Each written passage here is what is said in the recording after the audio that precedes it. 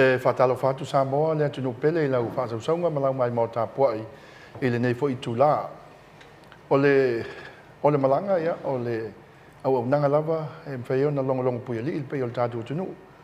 I le ngata ia o onga, ia o talavou, o pisinisi, ia o le soifua maloloina, ia mawaenga ese lava o loo a fia i le soifua i aso whaisoo. Ia e mai se lava i le tūlanga ina ia mwhai o na mawala wanoa e au ta wina i alo mawhanau o le tātua tunu. E le ngata i alo mawhanau talavou whanau laiti, ia mo tangata mātu tua foi. Nei la vai tau, ia ua telefoi nisi o whainga fou, mbodi au nanga fou, o mwhan whau whale, ina ia mwhai o na mawala wanoa e silafia e le tātua tunu. Ia vaenga ese e mawai le tūlanga o le silafia le lei, o le poto ma le ata mai, ai mai se lava ina ua tele le whainga whao na po nei, ia mai se lava le tū tau wha salalunga, ia o lunga o penga ta wha ilangi ma tūlanga ese, ia u whao ngai na fwoi lava ainga i tutono o potu aonga, ina ia mwhai.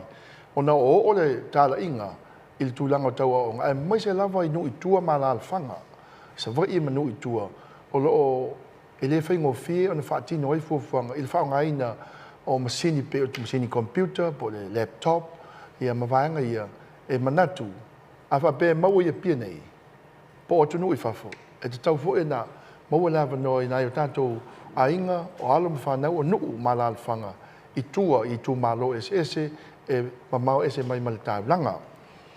O le tātou talanoanga le whewhili nei, ia o stasi o ta mali i o le tātou tunu. O lewa na maua le mawhitanga wha ngā ruenga ia tunu i whafo i tausanga tele o mawai. Ia ua toi whei loa i nei Samoa nei. Ia a ua malanga mai e whao le whale mai se tasi o au nanga ia e fōfo i lau whaafonga. Ia mai se lawa le whao ngā ina o masini whao na po nei e whaatino i au nanga ma o ngā ese. O tafi le lea whaawai Trevor nganga moe. Ia o le na fionga e mai le lalwhanga o sa talo. Halo whanene ma lea fio soli. Sao ia tu o talo le maangao. Ia mai se ainga sa talo ia mauso matoto. Ia o le whale alili mao yo i lava e le fionga ata fililea. Le wafio mai. E tala noa i le lana ia foi matafa yoi ia ma se tasi foi o nanga o whao le whale mai i le nei vai tau mo le tātua tunu. E mai se alum whanau whaatala whatu ngang whalolo lau fionga ta fililea ma lolo soi fua nganga moe. Whaftai, ma roso i fua ma le langin ma i lau sunga ia maulolo whata Wellington o Masangita ua ia whaftai fo i mo le whawhero inga ni tūla ina ne ingalo ia na inga sa utina ia o whaamotau loa i whangamalo sa vai. Salafai hard, man. And so thank you for the opportunity and whaiona whatata noi fo i se au nanga ma se taumwhainga o lo iai i le nei vai teimi i le mātou fo i Violet. Malo so fu lo aso le felo. It's been a long time. Yeah, fa ftai le fo le tuo. Wa toi felo. Yeah, le we fio mai mas tasi fo i o au nanga e mawain fa manuanga ele ngata i alum fana. Ia ta tu no wa. Sai sao no o le tonu le vaenga o le digital powerhouse o le Tamarix group. O le a tonu wa le fa moe tafilelea o le Tamarix Group le wa amata nei Samoa. O le whamoe tonu lava, education. Education for rural communities. Okay. Ai whao ngā le technology ina ia wha sao ai, mana ia mai ei peo lau saunoanga i le amatanga o le Tapo Kalama. Ina ia mawhai ona o mai ei me to TSS ma o ngā SS vawe lava i to tonu o rural villages po i tū malo ese. Ese atu from the capital cities, but right into the mea o lo iele mana o mia. So yeah, it's education. La alma fuanga wa e nau ia e moli le nei whainga fou e tawala ia o onga i nui tua ma la whanga. Yeah, whaftai whata. Education's the key. The key lulum like, well, ia o nai sila fia fo i maro Samoa. Ia mitinga ma anava tau fo o i tū maro SS, pāti SS, tangata SS, e o lava i tonu o ai fo in the villages, in the families. It's captured by lupule sa ili manuia sa ili malo. But not all access is equal. And o le mele tau whai ai I paanga mai whafo, se tasi fo I uso Samoa. Wav ai atu, e te le I o le manao mia. Right? But when we look I whafo, o le sao I o le technology ma mele I te mini. Yeah. O le whasilira, e se ala mea le mawhai ona au mai ia le metotia na ma technology na ave sao ai tono lo I mea lo I manao mia. Right? Yeah. And the answer is we can. Because it's happening now around the world today. And the challenge for us was, well, ofela me amatai, shall we start in Fiji? Shall we start in Langa o le Moimitinga, le Tamarix? It's digital transformation in the South Pacific. Now we see the fear fata o ma'u o mo Samoa. Yeah, so we had to start in Samoa because that's where we're from. And also, lona lua lisi mafuaanga o le motivation mo ha'ua whanau mālo Samoa. A whai e maua e lau whanau la wanoa. Ai whawhela ia whanau wa I to tono Samoa lava la toia. You know, e o tia le loto. E le community engagement ma suenga whai le neivai taimi. E o tia lava le loto when I'm in the villages and watching and looking at our children. You know? And all I keep thinking is, now,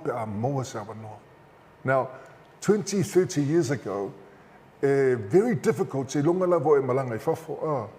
You know, even now, lo yele la warana and whainaro sa idi mai se a onga le, and it's still here today. And we're not saying that's any different, we're not changing that, but what we're saying is, why can't we bring education now directly into the villages? Le la wa amata. Wa amata. Whai e wawe na whaina mai le Facebook, male, I to tonu lava o I tu maro es eserasi sila to, you know, in the villages, they're looking at all the stuff. Then what we're saying is, what about education? And the answer is, we can. La la fata o tonga o le tulanga le wa amatai I tua o fele no ula wa ye wa amatai fa mo. Whaftai I le teite inga fo ima le naunanga tanga I fo I naunanga tanga I fo I tuatanga loa Joe Annandale.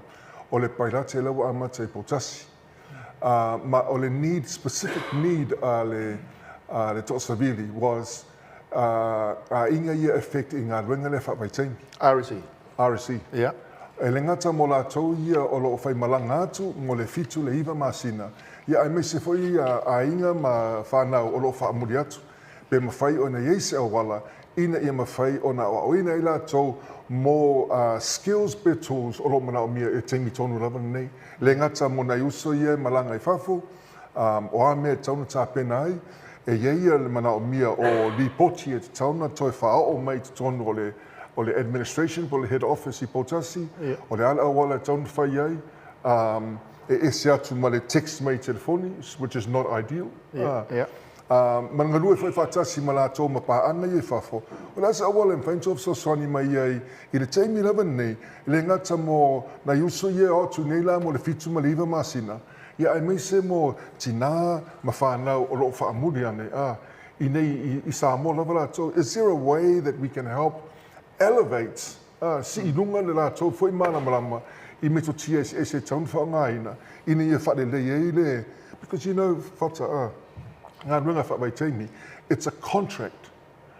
Not between you, tu ie lalo kong kalake o oe male Mr. Apple, whatatainga. But it's a contract between husband and wife, mum and dad, you and your children. O le tatou plan, whata o le tatou plan. Whawai sa oe haru. Ai e haru, o le mafuanga te haru ai, ono le fia whai mele, man mele. Right? So, o lau tā pena la, le uso le haru. Right? And then we say, o tatou whalela, o la tatou budget, la tatou plan e la iei, o la mele sa ile tatou, o a onga whanau, o se whale, a umanei la le ngā ruenga whawaitaimi, a saule tupe, how are we going to use that money? A umawhoi la, how are we going to sustain la le, mo se teimi umilava, I whaungianga ie mō mai. O le whatatianga lai tonu o le nuu o le polokalambele nei, o I tonu a o le amatai wale e fengo fio na watu le computer fa nga tono potua o ngai potasi e mai sinu ele na o fale ali po samo ato fa se fa mtala mai fa tino ngol vanga le la lu winga los sili le tu langa le wa amatai fa mo le o ngai tono wale fo linga mai o faile o nga o le upskill la ta o ai la to nei o la to nga o talabo tangata matutua tu langa bena o fa tino ngala ina ia fai ona si lunga si tia ele si le fie tu langa uma ina ia fai no sota tu langa fo ele fai ngol email tu langa bena o literacy ma le numeracy tu e ia sia nga o va nga le mena te le nga fa tai tau ia sili e te le nga fa what we've realized is e to telo la to yo nga wenga fa vai taimi e ye le taimi na fa nga ina ile computer taimi umi lava bangal right. And now, and they go, oh, okay, I remember this, I recall this. O lona lua e ye introductory courses in mawhaian whaonga. Mō lātou e matuale e lava se. Sila fia. And we can say, i le test ma le pai lati le na whainei, o vai atu i le tolu vai aso, o le vave ana pui. And as soon as they put, you know, you can see them going, wow, I understand now. And so, vaenga nā mōmua, le si vaenga, o Aotearoa. Youth. So te rera Aotearoa, ele oi, you know, wa ngata le tamawhainga ia onga. So, waru le mwhai, o waru le mwhai tongi pili. And so, they're just sitting around doing nothing. What we're saying is, well, why don't we come? Sume, come into the classroom and let's see what we can teach you. O rāle mena mana o mea, e ieira le course whapitoa mo lātou. Right?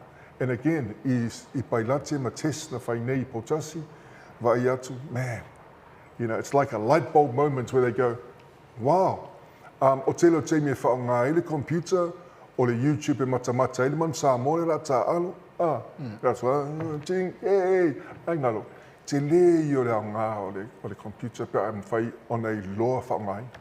Okay. O le tūlanga i le businessi, e se o ngā o tō wha moe lea, ma le whainga fau lea, mo le atina e no business lai ti mai tua inu umala alwhanga. Yeah, tāui, of course there is. That's the whole issue here. Because ele ngata o le awa o ina ia mawalto mai, but ina ia mawenga runga. Training that leads to jobs, training that leads to employment. Fair now. Why can't we do it now? So, whai e so business e pia whai, whether it's taxi e mantua, it's a tau lava na ye se record keeping, it's a tau lava na ye so business plan. O te iloa, o lea tele ngā ruenga leima awa noro, maua fo i te tono sa, mō lava nei. But what we're saying is, e mawhai ona mātou sosani a tilia i te tonu fo i o lea tamwhainga, ina ia tamawhai e build the capacity o ta tangata. Okay. Building a digital Bauhaus in the Pacific, o le ngā ruenga lea, a le Tamarisk Group, pe ona sao nota file lea, a mai el malolong pupu ona wha uau leo le tātou talonga.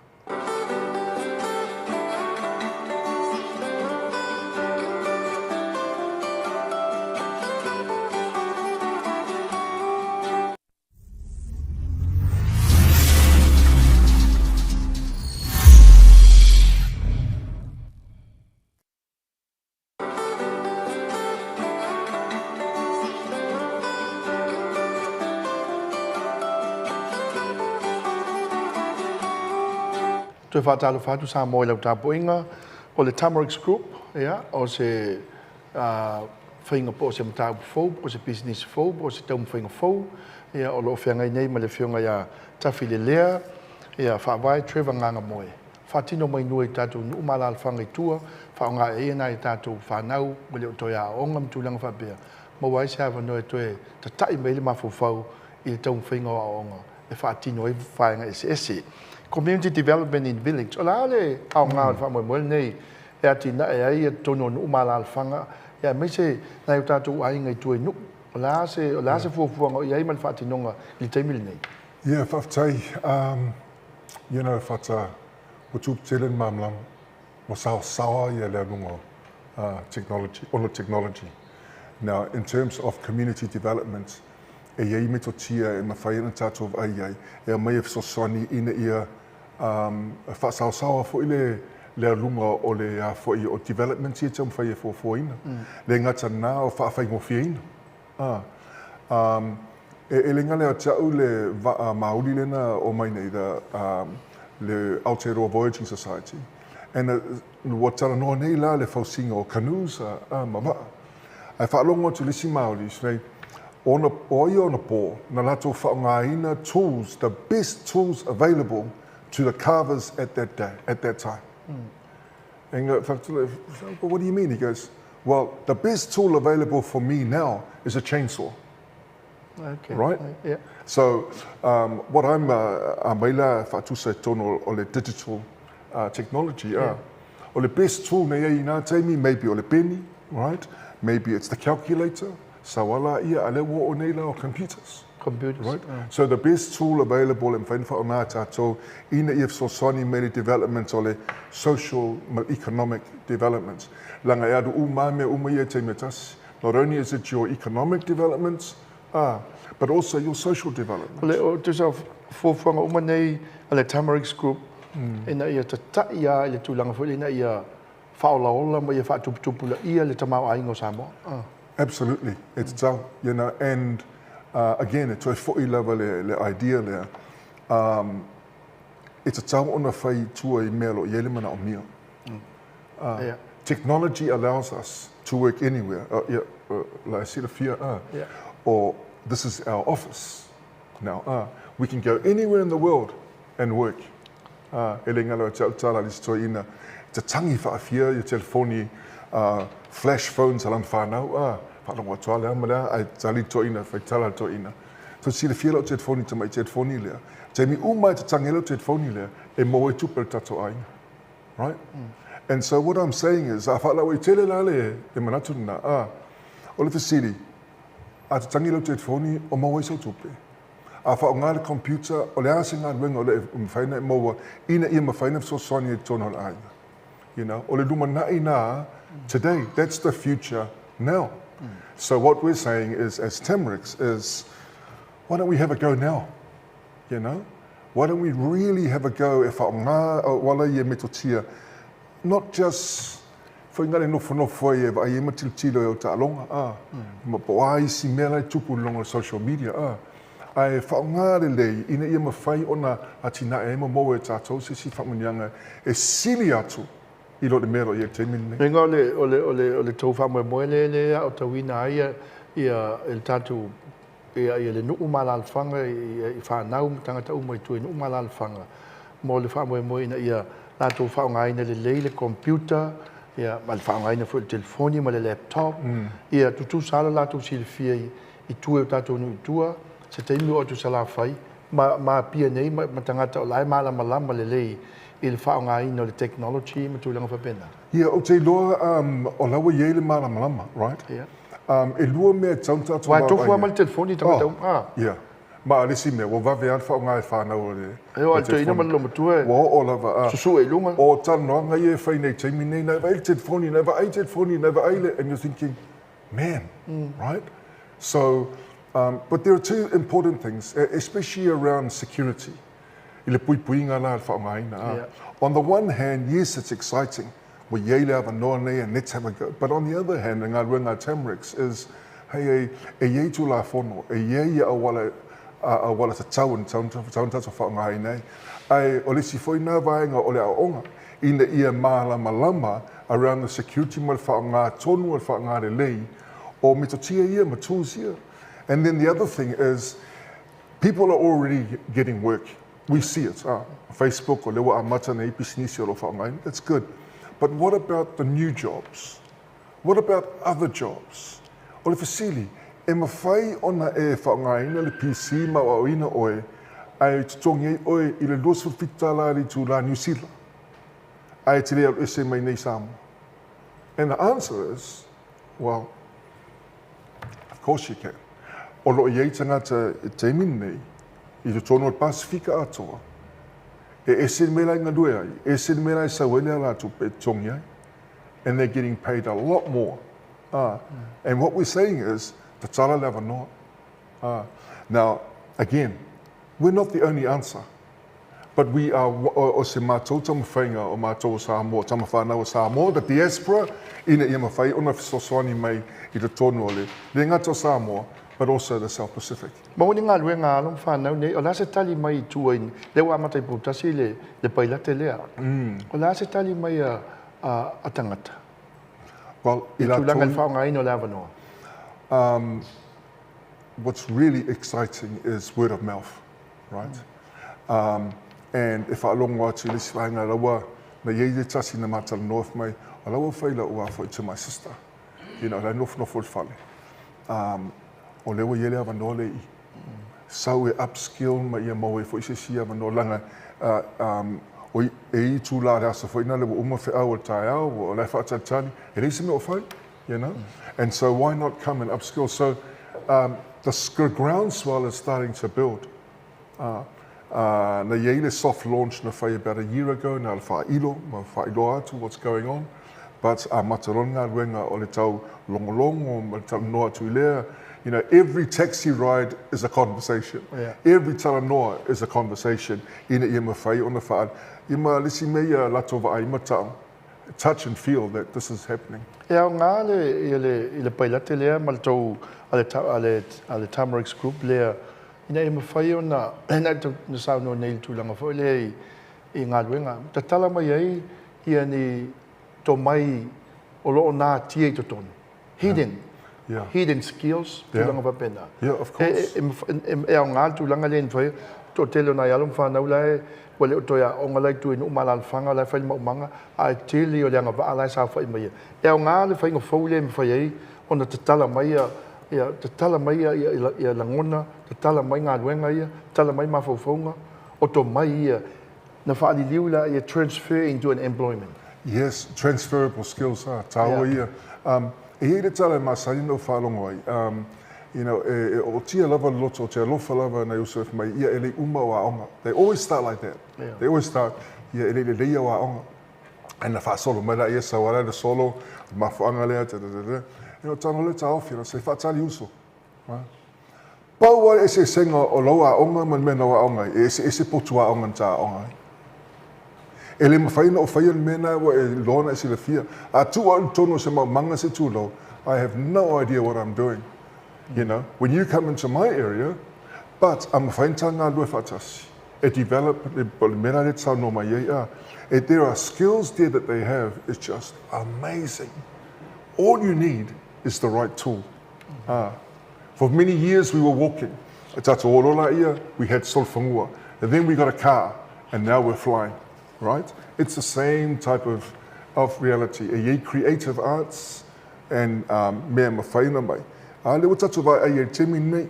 But what we're saying as well, e toi whaapopo iei, e mawhaina whaasausawa ma a watu lewa noa mo tangata o malawa I tono Samoa. O le Tamarix Group, o lana matawhai, o le whausia, ma le whauwhawina, o le malosianga I tono atunu o le Pasifika. Ai tawala le whaongaina o the Silvia found upon ponei, building a digital powerhouse in the Pacific. A lot of Tafayo, le ugo mani Samoa. Ya ma el malong pupu, fa wau tatu tanong.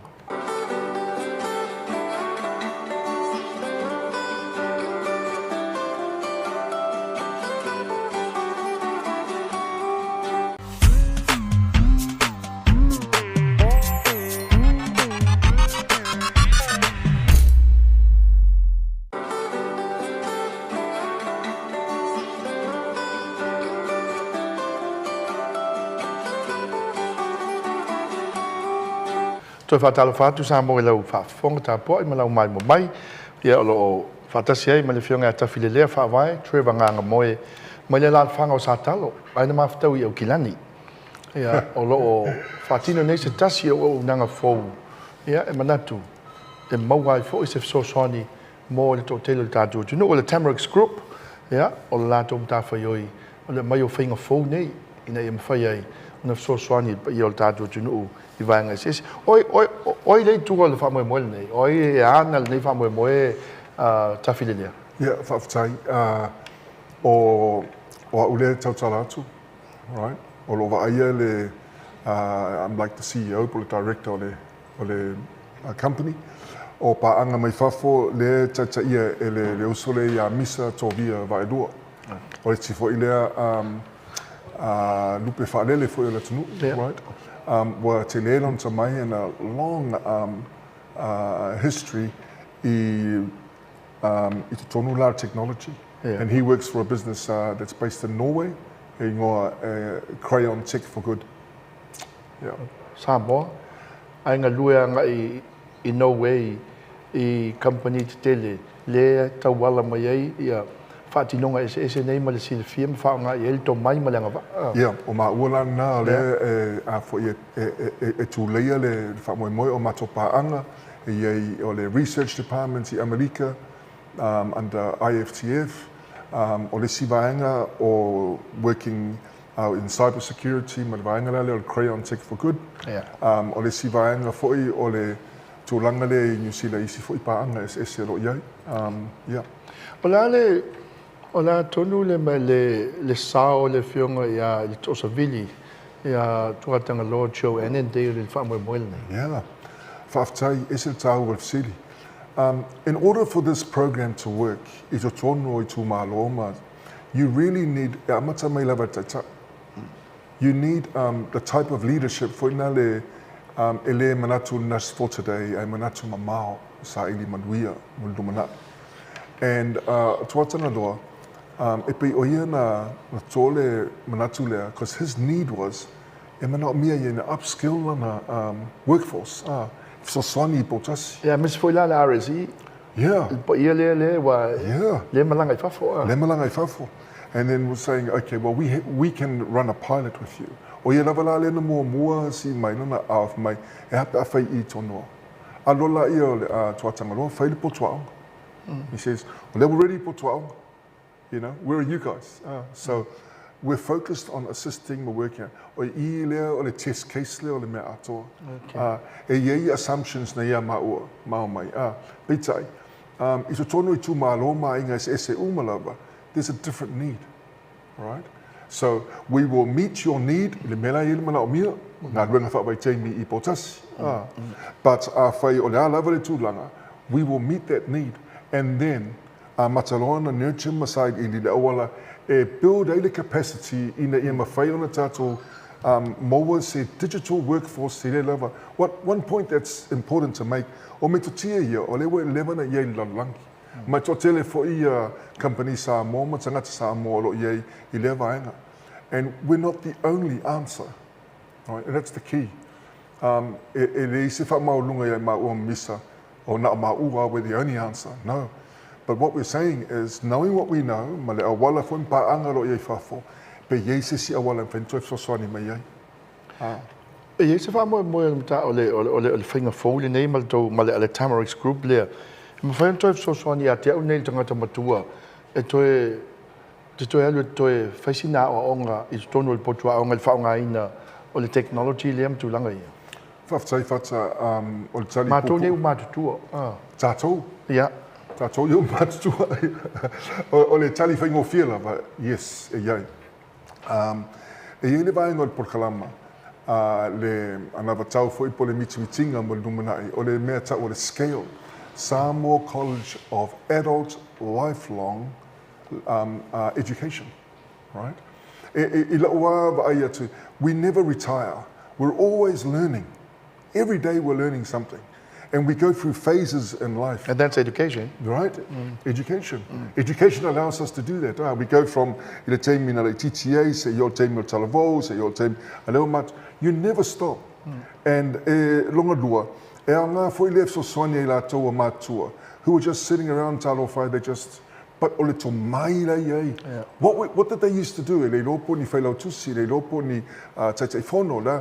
But what we're saying is, o lea ngā foi o le soifua malorina le mo lumanai, mo le age, mo le tata matua, e mwhenwhaaina, and you can start at any stage. O whaalongo lisi tala lisi toina Samoa, he applied, true story, 78 years old, to be a lawyer, right? Lawa sao, lawa matalang kos, e hongkia. O mantuai le vāne le saunoanga le valupin, e nai tau sanga o mawaya, o whai le prokalama le pest, I le tūlanga le upskilling. Le tina Samoa le onus fulvalu on tausanga na amatai na onga fitful tausanga o maua lana Bachelor of Education. Yeah. Ina ia whaia o ngā ia o whataitai mā o ngā amata. Yeah. Ai onu sifuri walu tausanga a amata ina toi ao. Yeah, so o le tali whaingofia, yes, of course. What we're trying to do is to highlight my whai whaalei whaongaia, to whaonga technology, ma whaonga le to mailewe on the pōnei, ine e mwhene whasosani mai e. O ani whaasoa mai lātou nei tue nu umalala whanga pela fufuanga le potasi. O ani lātou whaasoa fo il tūlanga au whaatino le nei whamoe moe ua iai se vaenga whapei tua e a ngai ei lātou sa na o le masani ai malama mai tai au whaatino whiau tafutafo le whale o iuta le maumanga ma whainga luenga pe o fo i ngātai whale e whangongota ma ina ue ei whamoe moe nei. Mese la le RSE le tā pena moltoio. O ani lātou ni lātou manatu le nei whamoe moe. Wo o atu se whamanuanga ia lātou e tau lātou ia o ngai ia mo le computer ma le whaanga ina vaenga i. Whaftai, wa matana ai atu wa iai le positive reinforcement wa lātou, they're excited about the opportunity. Because they don't have to get in the car, come all the way into Apia. And what we're saying is, elingatala more education, but what about health? What about right?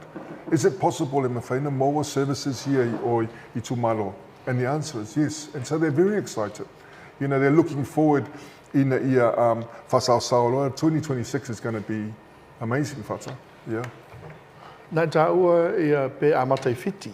Ia wā asi sile le iai o e tele atu fiti.